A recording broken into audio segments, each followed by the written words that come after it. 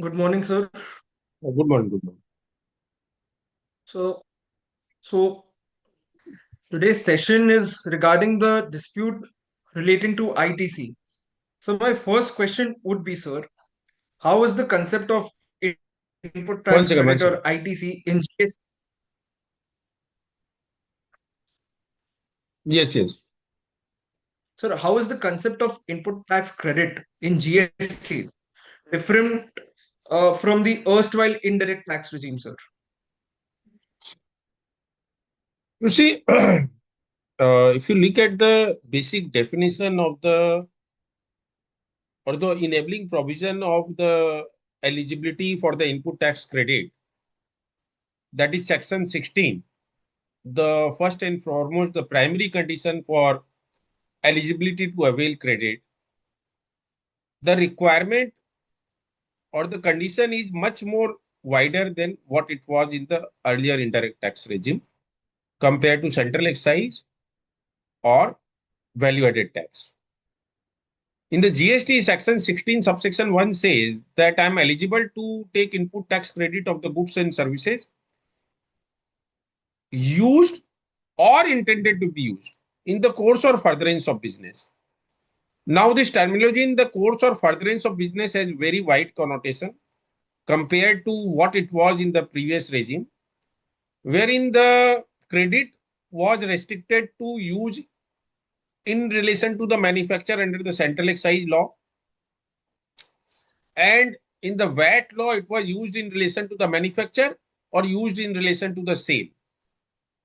So expenditures like say administrative expenditure, office expenditure, and even the goods or services which were not directly linked to the manufacturing process was not admissible as credit in the central excise regime. In the VAT era, the width was little more wider because it was allowed up to the stage of the sale. But nevertheless, it was much, the width was much less compared to what it is under the GST law. So under the GST law, effectively, it is even wider than the Income Tax Act or because in the Income Tax Act, there are some specific prohibition for non-admissibility of the credit, the expenditure. But herein the scope is much more wider even than the Income Tax Act. So in fact, whatever is admissible under the Income Tax Act is admissible under the GST also as credit.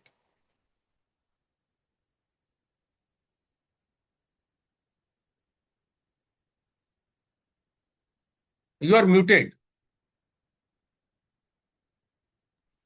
I'm sorry, sir. So my question was, so it's almost a decade since the GST law's advent in India. But sir, even today we see that mostly the disputes in GST revolves around the denial of ITC, sir, regarding what they say inadmissible ITC. So what is the reason for this inadmissible ITC centric litigation since the 10 years, almost 10 years since the when GST has come to India? You see, I believe that the reason is the same, is the this expensive definition of the admissibility of the input tax credit, and in fact the fungibility of the input tax credit. In the earlier regime, the credit of VAT was not admissible as credit against the liability to pay central excise. So there was cascading effect of tax. If there was a movement of the goods from one state to another, then central sales tax was not admissible as credit either against the liability to pay central excise or against the liability to pay VAT. Service tax was not admissible as credit against VAT. So because of this difficulty in obtaining credit, if anybody wanted to defraud the revenue by just obtaining the fake invoice without any underlying supply of the goods and services, they were in a way constrained, because if you raise an invoice then it will entail liability of variety of taxes, and all of it was not admissible. Under the GST, whether the movement is interstate or whether the movement is intrastate, since whatever taxes are levied on invoices, whatever indirect taxes is admissible as credit. And that has given rise to a lot of entry operators who are just engaged in the business of issuing invoices without underlying supply. And because of that, if these unscrupulous, this what is also known as Jama Karj entry operators, colloquially, if they are say 10 to 20% of the entire this gamut of the whatever is wrong is going on because of the easy fungibility of the ITC, 80-90% of the genuine business entities are getting trapped in that, because now the department more often than not is raising demand premised on the break invoice, whatever may be the facts of the case. So I think that is the reason that a lot of litigation has increased in the GST era.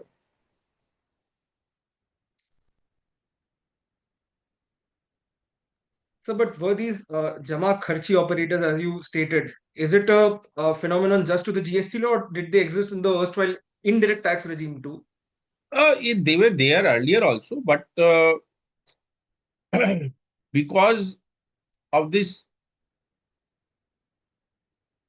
difficulty of credit across various indirect taxes, which came to be levied on a particular transaction. For example, if suppose I am purchasing goods from state of West Bengal to the state of Bihar, then there will be a levy of entry tax while the goods enter the state of Bihar.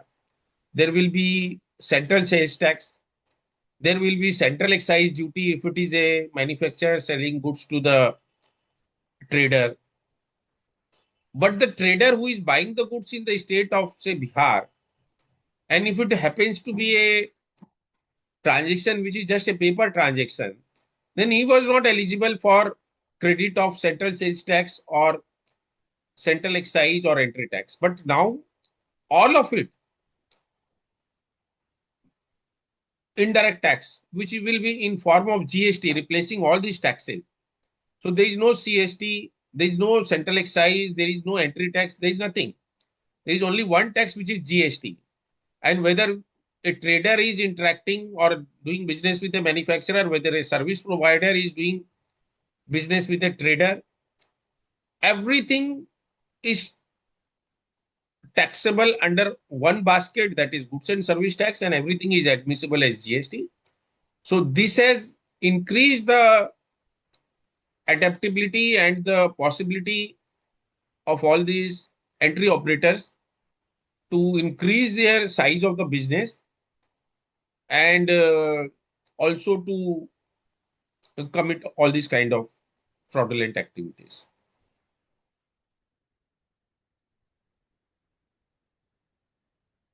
So, more often, why the department it is alleged that a particular taxpayer is involved, or maybe he has received fake invoices, the supplier is non-existent, or maybe the supplier has not paid the tax to the government exchequer. So, what should be the litigation strategy as to deal with such disputes? So as I've already said, that you see the department more often than not is issuing notices premised on the allegation that the premised on the allegation that your supplier is non-existent or your supplier is fake or the invoice is fake and all that. So there, more often than not, the allegation is premised on that, but the reality may be different. So we need to understand the various category of the disputes. That one, that there is a fake invoice and the non-existent supplier. Second category may be that the supplier has not paid the tax. there is a real movement of the goods has been delivered, so the underlying supply is genuine, but for some reason or other, the supplier has not paid the tax. Maybe he's going through the financial constraint, or his customers, has gone into the default. He has not received the payment from his customers. There may be a variety of reasons for him defaulting. So that may be one case. Third category can be that because of the financial strain, the supplier is going the corporate insolvency process, CRARP process. So it is going through the process of corporate insolvency. Fourth category may be that the supplier's registration has been cancelled for a variety of reasons, which may be non-filing of the return for 6 months, which may be any other statutory violation, which is stated in section 29 of the Act. I think it is 29 only. Yes. So,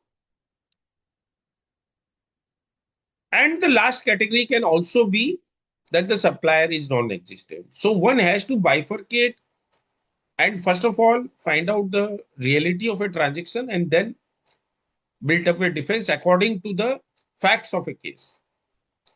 So first of all, it is very necessary to establish the nature of dispute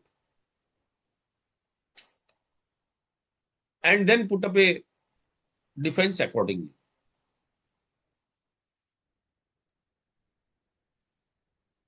So, I would like to discuss more on the fake invoicing part because mostly it is a very common allegation as compared to the rest of the others which you just mentioned. So, sir, with respect to fake invoicing, what should be the litigation strategy? Because, sir, I can have a gate entry register to prove that I've actually received goods. So, when does the threshold of burden of proof is satisfied at my end? Right. So you see, uh, department may say that your invoice is fake or the supplier is non-existent. So first and foremost, we have to factually establish that the transaction which we did was genuine and the supplier is very much existent. Now, to prove the existence of the supplier, you may have the photograph of his business premises where the real business activity is still going on or used to go on earlier. I have seen that many business entities, because of the at the initial stage of the GST itself, this kind of dispute arose. So they took sufficient care to ensure that they had the photographs of their supplier with them, of their photograph of the business premises of the suppliers, so that if in future if any such dispute arises, so they will be able to prove the bona fide. Secondly, you can dig into their if it is a company, then the record of the ROC, you can dig into that and establish their bona fide. There may be also some kind of other litigation which they may be facing. And if you are having access to them, that also can be a way to establish the existence of the supplier. Then in many cases, the department is saying that the supplier is non-existent even though the supplier was registered from the VAT era. Now, so if the supplier is existent in the VAT era, then that record will also be available on the portal itself, because in the VAT era itself, there used to be electronic filing of and the registration of the return under the respective VAT laws. So that record is still available. So one may still find out the old records and establish that, look, you are saying that they have fraudulently obtained registration under the GST, whereas the fact of the matter is they are registered in the VAT era and we have been doing business with them for long. So that is the establishing the existence of the supplier. And then to establish the genuineness of your transaction, I think the most important part of it is to establish the movement of the goods. Now, e-waybill has been integrated with the FASTag. And if your transporter is genuine, you can always request him to provide him the detail of the the movement of the goods, which has moved through various toll plazas, and he will be able to give a report for each transaction wise report. And if your transporter is not giving, then you can write to the department that look, in order to establish the genuineness of my transaction, you are in possession of the toll movement of the goods because of the integration of the FASTag with the e-way bill, and which was done since 2021, in fact. So from 2021 onwards, if any dispute has arose, then I think one can establish through that. Then one can have the record of the payment slip where the goods are generally weighed before being delivered. Then if you have taken any photograph of the vehicle entering your premises, and many of the factories and business premises, they have the automatic CCTV camera installed where the photographs are taken. So that can be a way to establish that, in fact, the vehicle through which the goods were delivered indeed entered my premises. Then another second part of it is that you correlate it with your supply. So if you are able to do a one-to-one correlation of the purchases and sales, then more often than not, you will have the record of the outward movement of the goods also after it was purchased by you. Or particularly that can be helpful when the inward movement is for a uh, I mean, short distance where there is no movement through toll plazas. But say you have sold goods to your customers, which required movement of the goods through the toll plaza. So in that case, you may not have the inward, the full, proof or the of the inward movement of the goods, but you may be able to prove the outward movement of the goods. So, but there's one question, sir. As per Section 155, the burden to claim ITC is on me. So now you sir pointed out that for the FASTag e-way bill data, which is generally available with the transporter, but if he's not providing us, we should make a representation to the department seeking for such data. So, but is department bound to give me this data? And if it is not giving me, sir, in the sense that if it is not helping me to establish my a burden of proof for ITC. So what is my recourse then? Uh, you see, if you look at section 155, it says that where any person claims that he is eligible for input tax credit under this act, the burden of proving such claims shall lie on such person. So first of all, I have need to establish my eligibility. Now, eligibility arises under section 16. Section 16 is divided into four parts. Section 16, subsection 1 says that I must purchase the goods or services in the course or furtherance of the business. So that is the first part of it, that the goods which you purchase or the services which you availed were for business purpose. Then there are various other conditions, that you must be in possession of the invoice, you must have received the goods, then the tax must have been paid to the government exchequer by your supplier, and fourthly, the return must be filed by you. Now, as far as the first part is concerned, usually that is not so difficult. Movement part I have already explained. Third part of is the payment of tax by the supplier. It has also been seen that in many cases, despite the fact that the return has been filed, so GSTR 1 and 3B returns have been filed, and GSTR 2A, 2B is also available. So you can furnish all these details also to establish your bona fide, that on one hand you are saying that the supplier is non-existent, but look at his record, which is openly available on the GSTN portal, that he has filed the return and also made the payment of the tax. We may not be having the invoice level details of his discharge of his liability, but prima facie it appears that despite your claim that is non-existent, he was very much existent, and he has been regularly filing his returns also, at least till the time I was dealing with him. So subsequently, if any suppose supplier disappears from his place of business after I did my transaction with him, I certainly cannot be held guilty or responsible for that. And as far as your question about if the department does not supply me the record to discharge my burden of proof, so in that case, if we have made the representation and the department is not helping us, then we should approach the High Court under Article 226, because we know there are several Supreme Court judgments which says that the government cannot act as the adversary of its own citizen under the garb of the burden of proof. If there is some document in their possession which can help me to prove my innocence, then they must furnish and supply me that. They cannot sit over it and say that you discharge your burden of proof, and even though I am in possession of some documentary evidence to help you to discharge that burden, I'll not furnish it. That cannot certainly be the stand of the government. Government has to be a very responsible litigant, and the government certainly cannot act as the adversary. So you just pointed out the conditions which has been mentioned in Section 16, sir.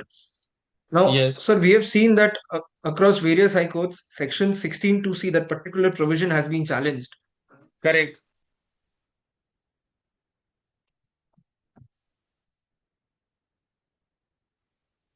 So, but to see, they don't challenge Section 155 as such. Correct.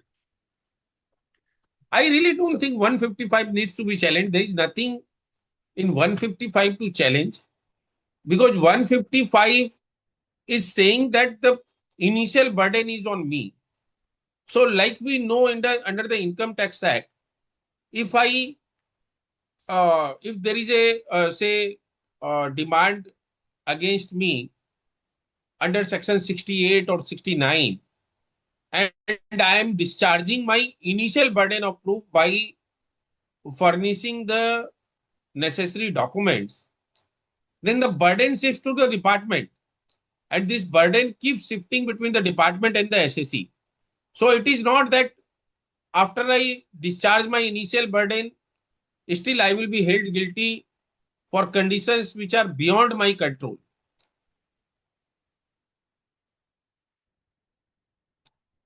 So to discharge my burden, I need to establish that I have fulfilled those conditions which are within my control. And if there is a condition like Section 16(2)(c), the compliance of which is not within my control, then I believe that Section 16(2)(c) only needs to be challenged and not 155.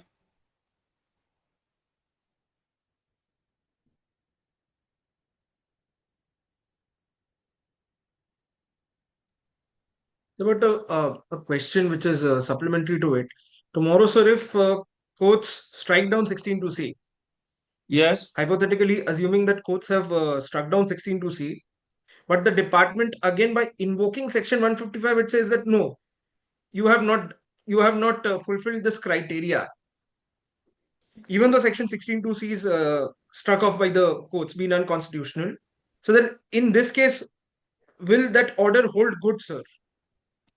Uh, you see, what I think, what from your question, what I understand is that what you are trying to say is that, say, Section 16(2)(c) is read down or struck down. That I cannot be denied credit just because the supplier has defaulted in payment of tax. But as far as other conditions are concerned, I think there is nothing wrong if the department says that you please furnish me the documentary evidence to establish the movement of the goods, or please show me the invoice, and please show me the documentary evidence or whatever that you have filed your return under Section 16(5)(d). What is wrong with all these conditions? There is nothing wrong. As far as the burden of proof of the movement of the goods is concerned, in certain scenarios, it may be somewhat difficult for you to establish the movement of the goods, but it is not impossible. It is certainly not a condition where you say that I will throw my hands in the air and say that I have done the business, and I am not in a position to establish any movement of the goods. Because if the goods has moved, there will be some trail of that transaction, either on the purchase side or on the sale side. So that trail we have to establish. If suppose the trail of the inward movement is not there, perhaps we may have the trail of the outward movement. If the trail of the if we had no control of the transporter for inward movement, then probably we have the control over the transport for the outward movement. And in which case our transporter given is statement, we can also ask the department to call our customer in question, examine them whether they have received the goods from us, and if it is the same item which I purchased, then how did I sell the goods without there being any corresponding purchase? So there are various ways and means which, depending on the facts of the case, we have to establish, but we cannot run away from all our responsibility. Sir, I don't think so. There are any further questions. I would like to inform our esteemed audience that we would be delving into the issue of denial of ITC on account of suppliers liquidation and the cancellation of suppliers registration and the difference between GSTR 2A and 3B as sir mentioned in the forthcoming session. So there's one question from Mr. Chetan, sir. And we will also discuss, I think, in the first and foremost, we'll also discuss the validity of section 16(2)(c) in the next sessions. The constitutional issues in around the validity or otherwise of section 16(2)(c). So there's Yeah, tell Mr. me. Chetan has raised his hand, sir. Yes, So yes. kindly Mr. unmute Chetan, yes, yourself. please. Kindly unmute yourself.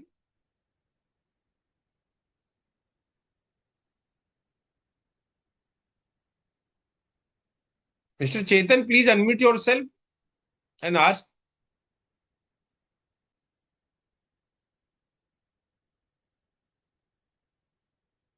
Anybody wants to ask any question? Mr. Chetan, I think he is.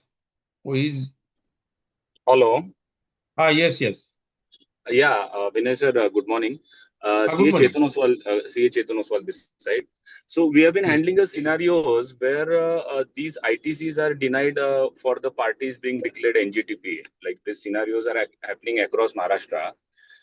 What The they are suppliers being declared? NGTP, like our suppliers are declared as non-genuine taxpayers. Now that is a Okay. word which the state GST department is using. They Right. are calling these people as non-genuine taxpayers. Now, NGTPs are declared on various grounds. Like these parties are now non-existent at their place of businesses, or they have taken registration with the fraudulent documents, like that. Right. So during the appellate proceedings, what stand they are taking? They are producing us general documents of the search and inspection happening around at the places of business of suppliers, and they have given statements or depositions like the total the businesses which were carried by them were totally fake. It were only paper. They were only paper transactions, and all their purchases and all their sales were only fake, like they were only paper transactions. But there is Correct. no mention of our transaction being like the transaction with our party, our client is Hmm. non-genuine. It is a generalized statement or deposition done by the parties. So what Hmm. should be our stand in that case? Like, So, are there any statement of any your third party also? yeah, like the suppliers from whom we have purchased. So, there See is a what happens. statement of the supplier. Yes, sir. What happens? These supplier takes have their own businesses, and in the meantime, they take registration in the name of one of their employees or some other third party, and then they, out of few invoices, they issue some invoices in the name of these firms, and then they Right. have some other like all other transaction also happening in those other firms, and then the search inspection happens at their place of businesses, and they make the generalized statement when search is there, when some material finds is found at their place of businesses. They make these vague statements that everything we did was like fake only. So So, as I've already discussed, so I'll just reiterate that number one is that the most important thing is that the from the portal itself, you can find out whether the supplier was in existence when you did your business with them. And Right. one way of it is to see their return filing status. So if Right. during the time that you did the business with them, if they were filing their return, obviously they were not non-existent as the department is alleging. If they Right. were non-existent, certainly the host has not filed the return on their behalf. So that is True. point number one. But so that is the very elementary part of it. But I think the most important for us is to establish the movement of the goods. And if suppose we are not able to prove the movement, inward movement of the goods, because probably we are not in the possession of the transport documents and all. But if suppose the goods have moved a considerable distance where it has crossed toll plazas. So if that be the case, we can request the department, if the dispute is after 2021, that look, the e-waybill portal has been integrated with the RFID. And because of this integration, now there is a complete trail available.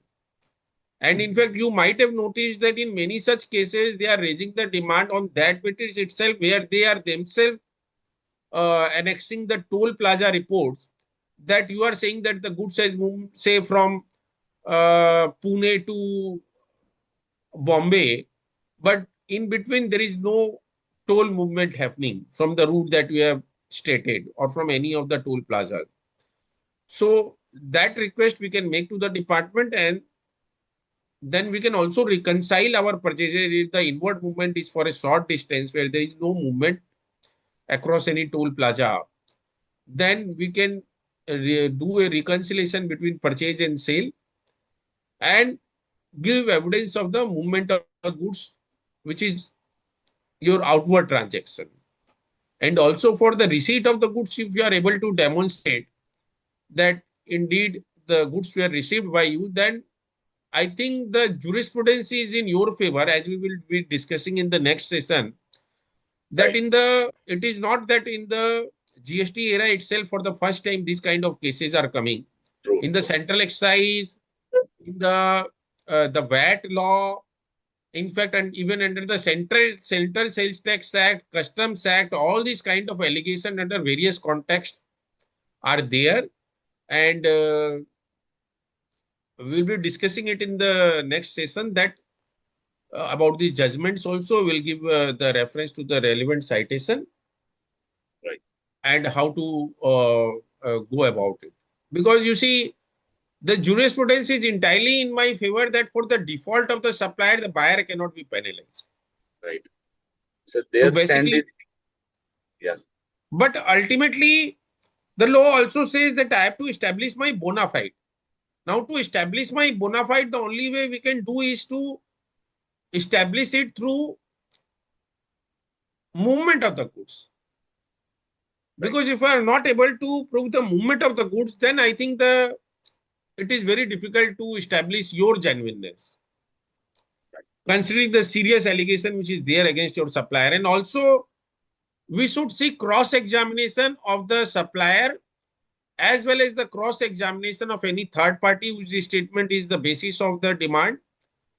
And also, we should ask the department to take the deposition of the transporter and also seek the cross examination of the transporters, because these are the most important link to Okay. establish my bona fide. Because it may be that the supplier concerned is a fake invoice supplier also. He is engaged in that thing.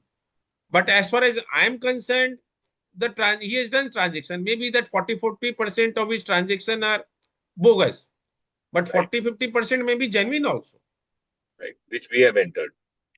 Because you see, for a give, I give an example, like this, many of these hardware item traders, like say cement or steel and all that, many of their customers don't need ITC. For example, you are building a house for your residence, you will not need any proper invoice. So for you, suppose if they give you deliver the cement at your place without invoice, then earlier the cement on cement the rate of GST was 28%. Even today it is 18%. So somebody who can get that benefit of 28% or 80% will be happy to have that benefit. But at the same time, there may be correspondingly somebody who needs just the invoice and he is buying the item from somebody else. That also happens that they locally buy goods from third party, which is without invoice, but they obtain invoice from somebody else. But there is a real movement of the goods.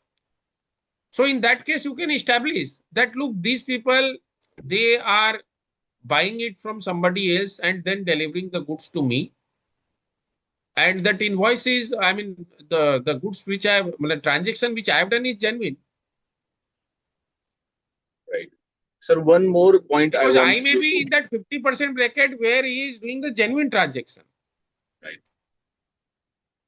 Sir, I want you to clarify on one more point that when there are transactions between A to B, B to C, C to D, and we are E, and the Right. department is writing down everything in the show cause notice that see, you are E, but you have purchased goods from D, and the whole link from A to D is missing.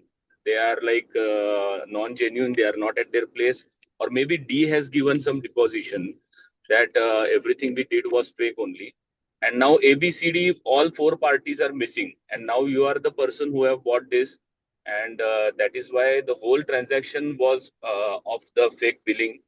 And in that scenario, up to what level department can reverse the ITC? Up to what level? Like we are at the fourth or fifth, I maybe. think there are judgments on that also, that I cannot be, I mean, held responsible for the default of the supplier. There may be, I mean, default by any, I mean, A, B, C may be the defaulter, or D also may be the defaulter, or maybe non-existence, or maybe that E has obtained fake invoices to discharge his tax liability. But for his commitment of the fraud, I cannot be penalized. Because as long as I am able to prove the genuineness of my transaction with E, I cannot be held guilty if he is obtaining fake invoices and discharging his liability by availing fake ITC. Perfect. Thank you, sir. Thank you. And join in the next session, so we'll discuss it further.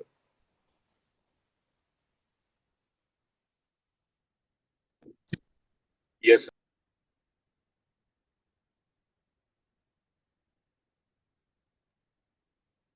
Uh, good morning, sir. I have one question Yes. which is related to the payment to the supplier in case of the ITC reversal in case of 180 days. Suppose any transactions happened in financial year 21-22 and the payment was not made within 180 days, and currently the assessment is going on, and it comes before the notice of the assessing officer that you didn't reverse that ITC which you had taken. So in this case, if I will reverse now, so can I reclaim it again when I will pay off the creditor for Yes, that is 21-22? very much provided in the act itself, that you can retake the credit once you have made the payment. So there's no difficulty on that front. Okay, okay. And sir, is there any ongoing litigation lying before the Supreme Court regarding 16(2)(c)? No, 16(2)(c) is lying before various high courts, but one issue which is pending before the Supreme Court is whether the ITC can be denied due to cancellation of supplier's registration. And I believe that once the matter is finally taken up, the next date is 19th of this month, Okay. and I'll be arguing that matter. So maybe, I mean, these kind of issues will see some, I mean, uh, judgment on these issues. Okay. And sir, one more thing, sir. There was a precedent which was passed by the Supreme Court before 2 to 3 months ago, which was Santi Kiran judgment related to Correct. the VAT regime. So, Correct. is that will be also helpful for us to represent Yes, before yes, the trial? definitely. Sir, certainly, certainly. That judgment, even though in the context of VAT Act, but the ratio of this judgment is that judgment is squarely applicable to the GST regime also. Okay, sir. Okay. Thank you, sir. Thank you. Sir, one more query. In these cases, what would be the right way to approach? Like approach GSTAT or directly file a writ regarding this? No, it depends on what is the allegation against you. If say the allegation is premised on the non-existence of the supplier and it is more factual in nature, then obviously you have to take the appellate route because the factual disputes will not be entertained by the High Court in the writ jurisdiction. But the issue, suppose the allegation is premised on only on the registration cancellation of the supplier, where there is no allegation whatsoever about genuineness of your transaction. All that they say is that the supplier registration has been retrospectively cancelled, and there are many such cases. So your ITC will be denied. So in that case, you can approach the High Court. Second case can be that there is an allegation of non-payment of the tax by the supplier. There is no allegation that the supplier is not non-existent or the invoice is fake. So there is no doubt about the genuineness of the transaction. There is no such allegation also. So the only allegation is premised on violation of section 16(2) clause C, because section 16 subsection 2 clause C says that you are eligible for credit only if the tax has been paid by your supplier. So section 16(2)(C) cases should be directly in fact approached for the High Court itself, because in those cases there is no factual dispute involved. So Right. all that you need to do is to challenge the validity of the act, and the officer, even if he is satisfied about your genuineness, he will not be able to grant you any effective relief because his hands are bound by the provision of the CGST Act. And even if you move through the appellate remedy, the High Court also cannot grant you any relief, because unless and until the provision of section 16(2)(C) is read down, even the High Court will be bound by the Act itself. So even for the High Court to grant you the relief, you have to approach the writ court only. It may be a High Court. So High Court also has two different jurisdictions. One is the appellate jurisdiction, wherein you file a statutory appeal within the purview of the Act itself. And second is the writ jurisdiction under Article 226 of the Constitution of India. So you have to avail the constitutional remedy and not the appellate remedy if you want any relief with respect to non-payment of tax by the supplier, where there is no dispute about the genuineness of the transaction. Right. Right. Thank you. Thank you.